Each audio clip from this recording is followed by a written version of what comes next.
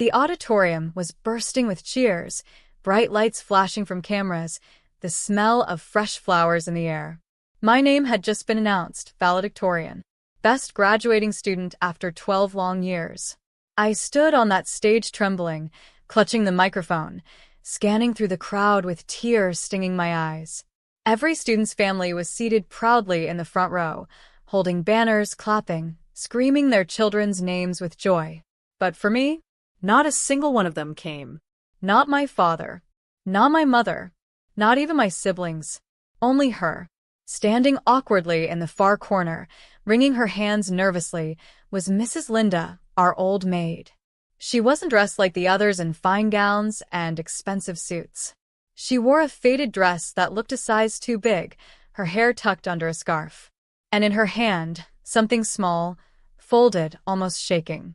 It wasn't a flower bouquet like the others held. It wasn't a gift box wrapped with shiny ribbon. It was a piece of paper. And as I locked eyes with her, she slowly raised it. I saw the look on her face. It was guilt. Heavy, suffocating guilt. The room spun. My chest tightened. Why was the maid here? Why wasn't my family here? What was written on that piece of paper she held so tightly, like her life depended on it?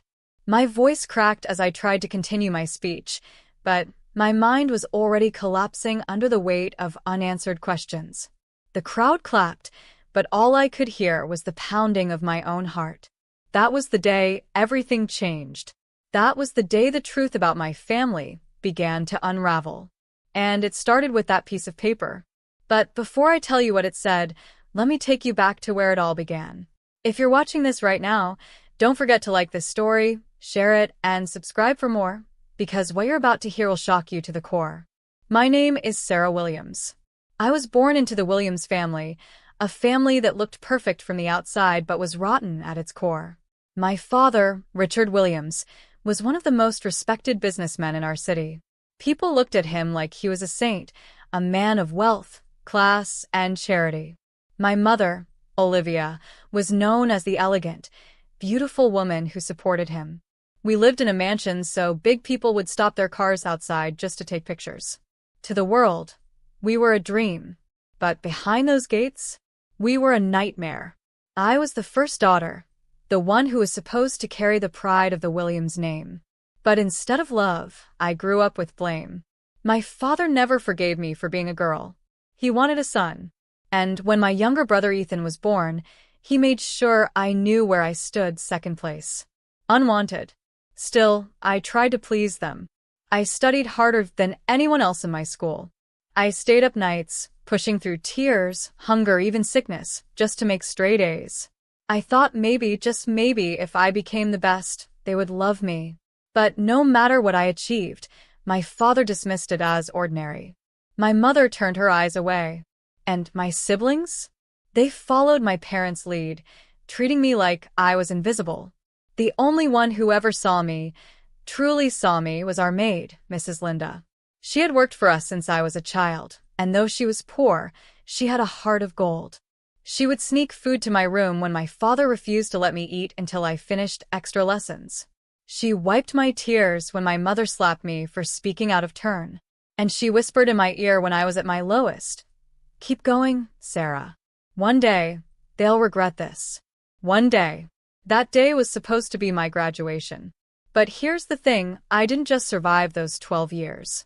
I became unstoppable. I joined debates, I won science fairs, I led student councils. By senior year, my name was plastered everywhere as the girl who could do anything. And when the list came out confirming that I was the best graduating student, I thought finally, they would be proud of me. The school sent out golden invitations to every family. Every single Williams got one. My father, my mother, my siblings, everyone. They were seated in the reserved front row with their names on the chairs. But the chairs stayed empty. The whispers began. Parents glanced at me with pity as their children's cheers echoed. Teachers avoided my eyes, embarrassed for me. And then I saw her, Mrs. Linda, walking in late, holding that strange folded paper. At first I was angry, ashamed. Why was she here? Why had my family sent her instead? Did they think I was so worthless that the maid would be enough to represent them? But then I saw the way her hands trembled. I saw the way her lips pressed tight, like she was holding back words she didn't want to say. That was when I knew. She wasn't just here as a replacement. She was here with a message. And that message would destroy everything I thought I knew about my family. Because when I finally unfolded that piece of paper later, my whole world collapsed. It was the beginning of the end, and it dragged me into a storm of betrayal, courtroom battles, and revenge so cold it still burns in me today. But before we get there, let me tell you how the cracks in my family began to form, how the lies started, and how the fire inside me was lit long before that graduation stage. I was 10 years old when the first betrayal came. It happened one summer night that summer night, I remember sneaking out of my room to get a glass of water. The house was quiet, too quiet, except for faint whispers drifting from my father's office. I should have gone back to bed, but curiosity has always been my curse. I tiptoed down the hallway, heart pounding in my chest, and pressed my ear against the door. What I heard shattered everything. "Make sure Sarah never inherits a dime," my father's voice said, cold and sharp. "The company, the estate, everything goes to Ethan. She's just a mistake we're forced to live with." My mother's voice followed, calm but poisonous. "But Richard, people will ask questions. She's already smarter than Ethan. Teachers praise her every chance they get. What if she overshadows him? That could embarrass us." "Then make sure she doesn't," he snapped. "Do whatever you must. Just keep her beneath him. Do you understand?" I froze. My throat tightened, my little hands trembling on the door handle. They didn't just ignore me. They planned to erase me. My own parents. From that night on, I began to see the truth. Every punishment, every dismissal, every cruel word. They weren't accidents. They were part of a strategy to break me down, to keep me from ever rising. But what they didn't know was that their cruelty built something stronger in me. Every insult became fuel. Every slap became fire. I swore that night, I will not be erased. I will not be their mistake. One day, I will make them kneel before me. Still, even with my vow, the years that followed were a war. They sabotaged my projects, tore up my assignments, blamed me for things I didn't do. My father once accused me of stealing from him, and though I was innocent, he locked me in the basement for 2 nights without food. My mother told guests I was troubled and needed discipline, while Ethan and my sisters laughed at my tears. And yet, I kept rising. Mrs. Linda was the only one who encouraged me. She would say, "They may have money, but you have something greater. Courage. Hold on to it." I clung to her words like a lifeline. But courage has a breaking point. When I turned 16, that breaking point came. My father accused me of cheating during finals, a lie planted by Ethan, who stole my answer sheet and handed it to the school board. I was dragged before a disciplinary committee. My father refused to defend me. My mother pretended not to know. They wanted me expelled. I sat in that office, tears streaming, my whole future hanging by a thread, when something unexpected happened. Mrs. Linda stormed in with proof. She had found Ethan's hidden stash of my stolen papers. She exposed him, right there in front of the board. Ethan was suspended, and my record cleared. That was the first time I saw my father's mask slip. He looked at me with pure hatred, a rage so deep I knew he wouldn't stop. He would come for me again. And he did. By the time I turned 18, I had enough scholarships to pay my way through college, far away from home. But the Williams family wasn't done with me. Oh no. Their claws reached even into the university. My father cut off financial support. My mother spread rumors that I was unstable. And Ethan? He made sure I was shunned by anyone connected to the family business. But I fought. I worked 3 jobs, studied through exhaustion, and still came out on top. Each year, my name rose higher. Each award I won was another slap in their faces. And yet, no matter how much I succeeded, they never showed up. Not once. Until the day of my graduation, when instead of them, only Mrs. Linda came. With that folded piece of paper. What was on it? I didn't open it right away. I was too hurt, too humiliated. But later that night, in the silence of my dorm room, I unfolded it, and the world stopped. It wasn't a letter of congratulations. It was a legal document, a copy of my father's will, and in bold black ink, underlined, were the words that made my hands shake and my blood run cold. To be executed upon my death, Sarah Williams must never inherit anything from my estate. If she contests this will, the evidence of her crimes will be presented in court. Crimes? My heart pounded as I flipped the page. Attached was a police report, fabricated, forged, but official-looking enough to destroy me. It accused me of embezzling money from my father's company accounts. Money I had never even touched. He had built a trap. A lie so strong it could send me to prison if I dared to claim what was rightfully mine. I couldn't breathe. My family wasn't just erasing me from their lives. They were framing me. Mrs. Linda explained, her voice shaking, that she had risked her life stealing the document from my father's desk. You need to know the truth, Sarah. They won't stop until you're ruined. And she was right, because the very next morning, police knocked on my dorm door. Sarah Williams, the officer said, pulling out handcuffs. You're under arrest for financial fraud. The metal of the handcuffs was ice cold against my skin. My dorm neighbors peeked through their doors, whispering, their eyes wide as the officers dragged me out. Humiliation burned through me like fire. I wanted to scream that I was innocent, that this was all a setup, but the words stuck in my throat. At the station, the nightmare deepened. They shoved papers at me, bank statements, transfer receipts, signed documents, all showing my name tied to stolen company funds. I stared at them in disbelief. My father's lawyers had been thorough. Every signature, every transaction was forged so perfectly that even I began to doubt myself. Confess, Sarah, one detective said, his voice tired but sharp. You'll get a lighter sentence. I didn't do this, I whispered. It's a lie. My father, he framed me. The detective leaned back in his chair and smirked. Funny. Most criminals blame their families. But your father? He's one of the most respected men in this city. Who do you think the jury will believe? You or him? I felt the walls closing in. Court came faster than I could process. The Williams family sat on the front row like a flawless portrait. My father in his sharp suit, my mother with crocodile tears, Ethan smirking behind them. The prosecutors painted me as a greedy daughter who betrayed her own blood for money. Every word was poison, and every juror's eyes told me I was losing. And when my father took the stand, he delivered the final blow. She was always troubled, he said in a voice dripping with sorrow. We tried to help her, but she was consumed by envy. I begged her to stop, but she wouldn't listen. This, he gestured toward me, breaks my heart. Gasps filled the courtroom. I clenched my fists, nails digging into my palms, trying not to scream. This wasn't heartbreak, it was theater. A performance so perfect it fooled everyone.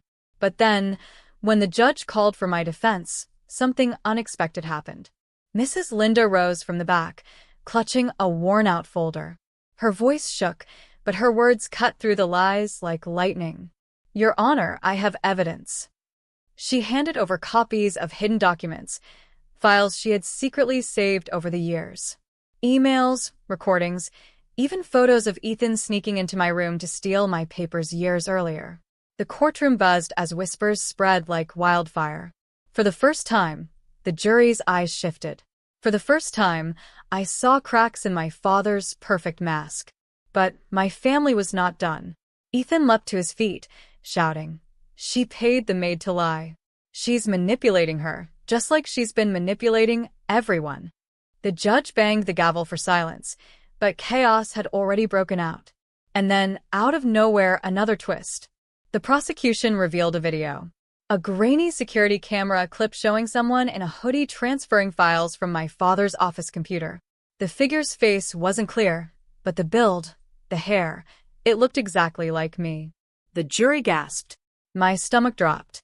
I looked at Mrs. Linda in shock, but she shook her head violently. That's not you, Sarah. That's not you. Still, Doubt was already seeping into the room. The evidence was damning. The judge called a recess. My lawyer whispered frantically that we were in trouble. I was escorted back to holding, my mind spinning. How could they go this far? Who wore that hoodie? Who set me up this time? I thought I was broken, Defeated. but sitting in that cold cell, staring at the ceiling, a new fire rose in me. If they wanted war, they would have it. When court resumed, I stood tall, my voice steady. I want the video examined, frame by frame. I want the truth dragged into the light. The judge hesitated, then granted it. The courtroom screens lit up as the video slowed. Each frame ticked forward. The hoodie figure turned slightly, just enough for one detail to stand out. Not me. A bracelet. A silver bracelet I had seen 1,000 times before. It belonged to my mother. The room erupted. My mother's face went pale, her hands clutching her pearls. My father's jaw clenched. And in that moment, I realized this wasn't just about me. There were deeper secrets. Secrets so dangerous, they were willing to destroy their own daughter to protect them. The judge called for order, demanding an explanation. But before my mother could speak, the courtroom doors burst open. 2 FBI agents strode in, holding files thicker than any I'd ever seen. "We have new evidence," one of them declared, his voice echoing through the chamber. The judge froze. The jury leaned forward. My father's confident smile finally cracked. And in that silence, I knew everything was about to change. The air in the courtroom turned electric as the FBI agents laid their files on the judge's bench. My father shifted in his seat, beads of sweat glistening on his forehead. For the first time in my life, the untouchable Richard Williams looked afraid. The lead agent opened the folder. "Your Honor, these are financial records, offshore account details, and internal memos from Williams Enterprises. They prove not only massive embezzlement, but also direct links to illegal arms deals." The room gasped. My lawyer's jaw dropped. The jurors stared wide-eyed. But the agent wasn't done. He pulled out another set of documents. "And these," he said, holding them high, "are communication logs between Olivia Williams and her husband, plotting to pin the stolen money on their own daughter, Sarah Williams, in case investigators ever closed in on them." All eyes turned toward my parents. My mother's face drained of color. My father slammed his fist on the table, trying to shout over the chaos. Lies. All of it. Fabricated by my enemies. But it was too late. The FBI had recordings, phone calls, emails, even surveillance footage. My father's booming voice echoed through the speakers. "Frame her. Make Sarah the scapegoat. If the company goes down, she takes the fall." The world I had carried on my shoulders suddenly flipped. For years, they had tried to erase me, break me, and bury me under their lies. And now, live in front of the whole courtroom, their empire was collapsing. The judge's gavel slammed. "Richard and Olivia Williams, you are hereby remanded into federal custody on charges of fraud, conspiracy, and obstruction of justice." I sat frozen, tears brimming in my eyes, not from sadness, but from release. For the first time, the chains of their control cracked. As agents cuffed my parents, my father turned to glare at me. His voice was low but venomous. "This isn't over, Sarah. You'll regret this." I didn't flinch. I looked him dead in the eye and whispered, "No, Father. You will." The courtroom erupted in cheers, but for me, it wasn't victory. It was vindication. Years of silence, humiliation, and pain finally had a voice. And that voice was mine. Ethan tried to bolt out of the room, but the FBI caught him too. Turns out he had been laundering money for my father in secret accounts under his own name. He shouted, cursed, even called me a witch, but it didn't matter. The Williams name was in ashes. Later that week, headlines screamed across every newspaper. "Powerful Williams dynasty falls. Daughter's courage unmasks family's crimes." Strangers applauded me on the street. Old teachers called, saying they were proud. And for the first time in 12 years, I stood tall, not as the forgotten daughter, but as the woman who brought the truth to light. But here's the part no one knows. Justice in court wasn't enough for me. Prison bars could not measure the years of torment, the nights I starved, the times I begged for love and was met with hate. My revenge couldn't end in their sentencing. It had to be deeper. I visited my parents in prison once. They sat on opposite sides of the glass, wearing orange jumpsuits, stripped of all their power. My father glared at me with a fury that could kill. My mother tried to cry, whispering, "We did it all for the family." I leaned forward, my voice calm but sharp as a blade. "And I destroyed you for the same reason." From that day on, I turned my pain into power. I took scholarships, built my own empire, and made the Williams name irrelevant. People no longer whispered about Richard Williams, the businessman. They spoke only of Sarah Williams, the girl they tried to erase, who rose from nothing and burned their legacy to the ground. And Mrs. Linda? She didn't remain a maid. She became my family, the only one who had stood by me when the world turned against me. I gave her the life she deserved: freedom, comfort, and respect. Sometimes at night, I think about that graduation stage. The empty seats. The folded piece of paper. It wasn't just a will. It was the spark. The weapon they unknowingly handed me. Because after 12 years of silence, I finally learned the truth. When your family tries to bury you, don't just survive. Rise and bury them instead. And that was my revenge.